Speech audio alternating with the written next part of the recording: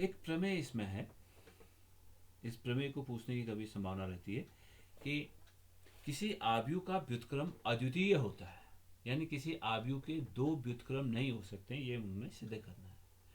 तो इसको हम कॉन्वर्सली प्रूव करेंगे। हम शुरू में ये मान लेते हैं कि किसी वर्ग आव्यूह का, माना कोई एक वर्ग आव्यूह है, एम कोटि का वर्ग आव्यूह है, उसके दो व्युत्क्रम हैं। मान लेते हैं, माना ए के दो व्युत्क्रम हैं, एक बी मान लेते हैं, वो सी है। तो अगर बी ए का व्युत्क्रम है तो संबंध ये हुआ कि A B into B A equal to I, तथा दूसरी बात ये भी होगी कि सी बी इसका व्युत्क्रम है, A C equal to C A equal to B I होगा। अब थोड़ा सा ट्रिक हम इसमें यूज करते हैं कि मुझे सिद्ध करना है आव्यूह बी बराबर आव्यूह सी। तो आव्यूह बी को हम लिख सकते हैं, थोड़ा सा ट्रिक यूज कर रहे हैं, आव्यूह बी को हम लिख सकते हैं आई इंटू बी। अब आई की जगह मैं लिख सकता हूँ आव्यूह आई इक्वल टू आव्यूह सी ए लिख सकता हूँ। That is equal to I equal to, हमें पता है सी ए इक्वल टू आई है, तो आई की जगह मैं लिख सकता हूँ सी ए इंटू बी। अब क्योंकि आव्यूह का गुणन अगर संभव है, अगर आव्यूह तीन आव्यूह सी ए बी का गुणनफल अगर संभव है, क्योंकि ये व्युत्क्रम हम ज्ञात कर रहे हैं, आव्यूह बी और सी ए के व्युत्क्रम है, तो उनकी कोटियां वही हैं, बी और सी की कोटि वही है जो ए की कोटि है। इस प्रकार सी ए बी ये आपस में गुणन के योग्य हैं, इसलिए सी ए बी गुणनफल अगर संभव है तो हम ये जानते हैं कि आव्यूहों का गुणन जो है साहचर्य नियम का पालन करता है। तो इसको मैं ऐसा लिख सकता हूँ, सी इंटू ए बी लिख सकता हूँ। अब हमें पता है कि ए बी इक्वल तत्समक आव्यूह है, इसको मैं लिख सकता हूँ सी इंटू आई। अब सी इंटू आई क्योंकि तत्समक आव्यूह है, किसी भी आव्यूह को अगर आप तत्समक आव्यूह से गुणा करते हैं तो गुणनफल वही आव्यूह रहता है, इसलिए फाइनली हमें मिल गया बी इक्वल टू सी।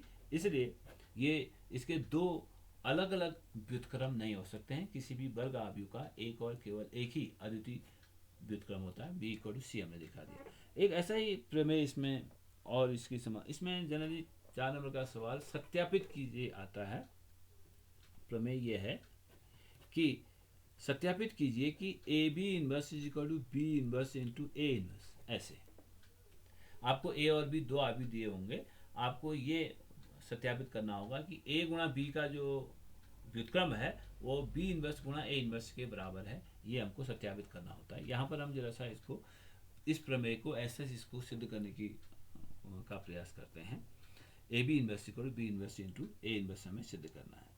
तो ए बी इनवर्स का जो ए बी का जो इनवर्स होगा वो ए बी के इक्वल होगा, यानी ए बी इनवर्स किसका इनवर्स है, ए बी का इनवर्स है। हम जानते हैं, यहाँ भी थोड़ा सा ठीक हम यूज कर रहे हैं, हम जानते हैं कि किसी आव्यूह का उसके इनवर्स के साथ जो गुणनफल होता है वो तत्समक आव्यूह के बराबर होता है। ठीक है, ए बी दो आव्यूह का गुणनफल है और उस ए बी का इनवर्स, ये दो आव्यूह एक दूसरे के व्युत्क्रम है, तो ए बी गुणा A B inverse is equal to तत्समक आव्यूह होगा। अब इसमें एक ट्रिक करें, दोनों ओर ए इनवर्स से गुणा कर देते हैं। दोनों लास्ट में यहाँ पर हम इसको आई बना देंगे और यहाँ पर सिंपली हमारा बी इनवर्स ए इनवर्स आ जाएगा दाईं ओर। इस ए बी को हम इस प्रकार से गुणा कर रहे हैं बाएं ओर से कि इसको आई कर देते हैं और दाईं ओर अपने आप B inverse into A inverse आ जाएगा। तो दोनों ओर ए इनवर्स से गुणा करने पर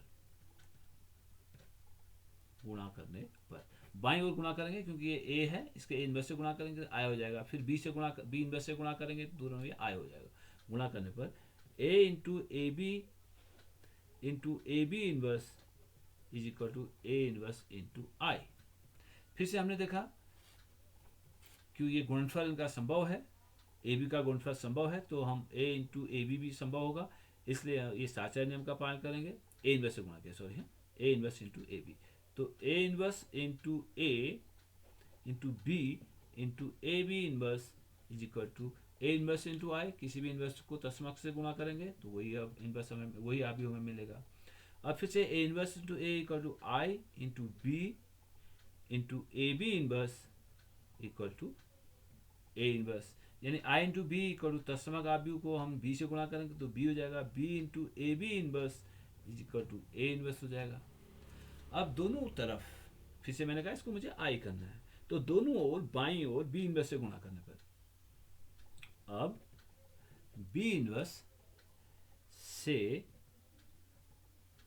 गुणा करने पर ये मेरे पास हो जाएगा बी इनवर्स गुणा बी गुणा ए बी इनवर्स बराबर बी इनवर्स गुणा ए इनवर्स, दोनों ओर बी इनवर्स यहाँ भी आ जाएगा और बी इनवर्स से यहाँ भी गुणा कर दिया हमने। अब B inverse into B equal to I into A B inverse equal to B inverse into A inverse. अब तत्समक आव्यूह से किसी भी आव्यूह को गुणा करेंगे तो वही आव्यूह रहेगा, तो A B inverse is equal to B inverse into A inverse. इस प्रकार से हम इसको सिद्ध कर सकते हैं। लेकिन जनरली इसकी संभावना रहती है पूछने की, लेकिन जनरली जो पिछले साल में सवाल पूछा गया है वो सत्यापित करने को पूछा गया है कि सत्यापित कीजिए कि A B inverse equal to B inverse into A inverse. इसी प्रकार से आपने जब ट्रांसपोज निकाले थे किसी आव्यूह का, परिवर्त आव्यूह निकाले थे, तो A B transpose equal to B transpose into A transpose, कभी वहाँ से भी सवाल आता है कि आप इसको सत्यापित कीजिए।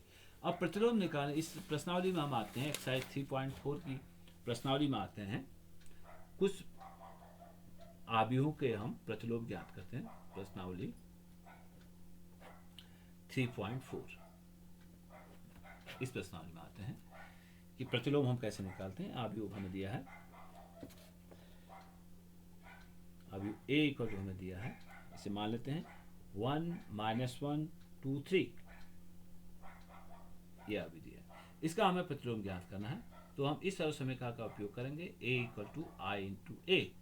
अब इस आई तत्समक आव्यूह और इसमें से एक आव्यूह, इस आव्यूह बाईं ओर वाले ए आव्यूह का हम मान रख लेते हैं 1 -1 2 3 इक्वल टू 1 0 0 1 ए।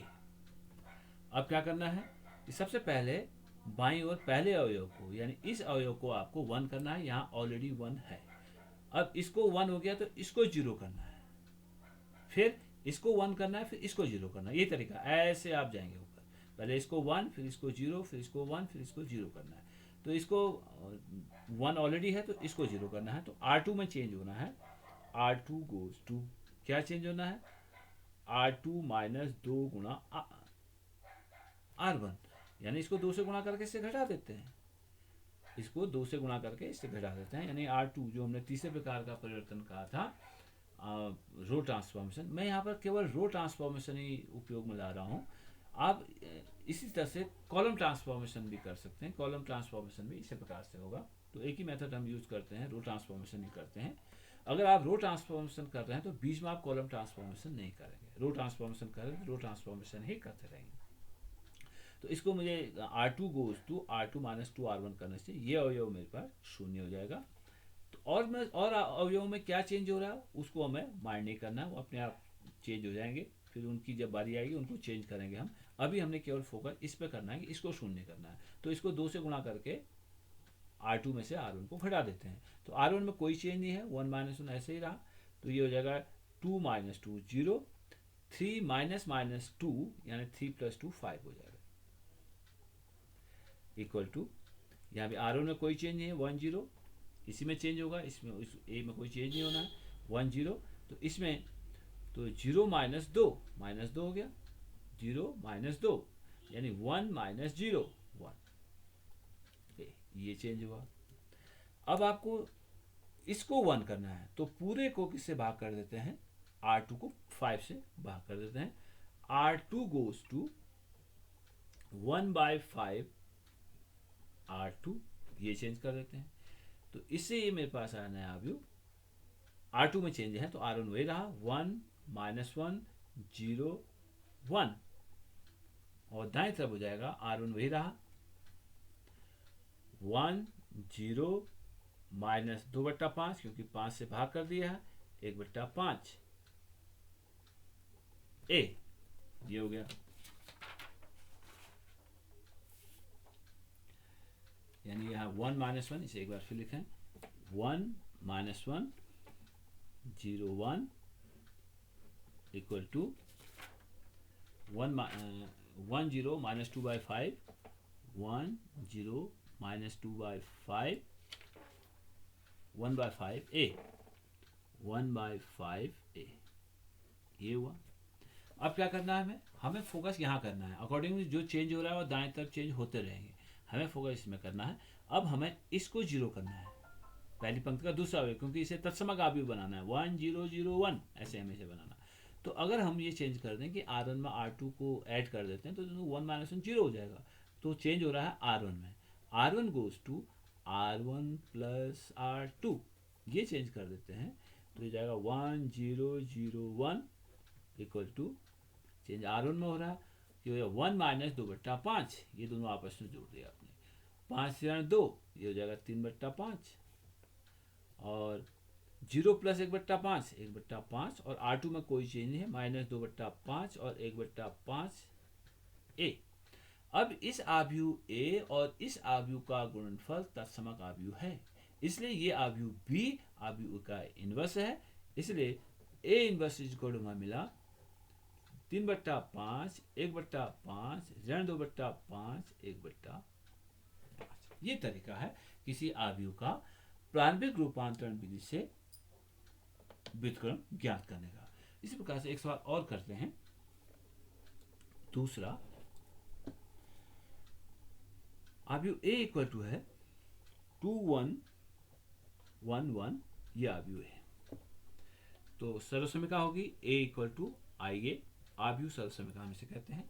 तो आव्यूह A है 2 1 1 1 इज इक्वल टू, और तत्समक आव्यूह इसका मान रखेंगे 1 0 0 1, और आव्यूह A को ऐसे रहने देंगे, एक बार में हम एक ही आव्यूह में रूपांतरण करेंगे। अब देखिए, इसको मुझे तत्समक आव्यूह बनाना है, तो सबसे पहले इस अवयव को 1 होना है, तो इन दोनों को आपस में बदल देते हैं। यहाँ पर कोई दिक्कत नहीं है, आप इन दोनों को आपस में बदल दीजिए। एक तरीका ये हो सकता है, दूसरा ये तरीका हो सकता है कि R1 माइनस आप एक काम कर दें कि R1 goes to R1 - 2R2, यानी इसको 2 से गुणा करके इससे घटा सकते थे। आप किसी प्रकार से भी इसको 1 करिए। तो मैंने जो मेथड अपनाई है, मैं ये चेंज करता हूँ कि ये आसान है, इन दोनों को आपस में बदल देता हूँ, R1 और R2 को। R1 गोज टू R2 और R2 गोज टू R1। इस प्रक्रिया को मैं अपनाता हूँ, इस संक्रिया को मैं अगर अपनाता हूँ तो पहली पंक्ति हो जाएगी 1 1, दूसरी पंक्ति हो जाएगी 2 1, दैट इज इक्वल टू, यहाँ भी बदल जाएगा 0 1 1 0, A अपनी जगह पर रहा। अब हमें इस अवयव को शून्य करना है, 1 0, फिर ये 1 हो गया, इसको शून्य, इसको 1 और इसको 0 करना है। तो इस प्रक्रिया में हो सकता है ये 1 से कुछ और हो जाए, तो कोई दिक्कत नहीं, जब इसकी बारी आई तब इसको 1 करेंगे। पहला काम हमें ये करना है, इसको हमें 0 करना है, तो चेंज करना है R2 में, यानी इसको 2 से गुणा करके इससे घटा देते हैं। R2 goes to R2 - 2 × R1।